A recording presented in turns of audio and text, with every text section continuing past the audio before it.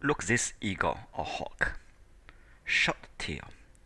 In Chinese, traditional Chinese, the short tail birds we use a special word called zhuī, seldom use. Zhuī, the short tailed birds, like this one. Itself also uses a radical called 锥字旁. 锥.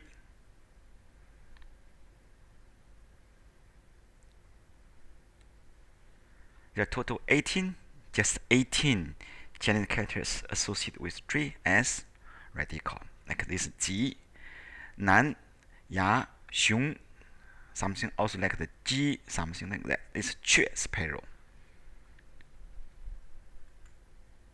In Japanese, this word used a lot. 雉 is a eagle. 锥, look the 甲骨文, the oracle's tail, just like the tail. Then short tail, then become more than this. These words. 锥, the short-tailed birds. The phrase just one. 锥, 锥, short-tailed birds. Next time you see this one, something related to the birds, short-tailed birds.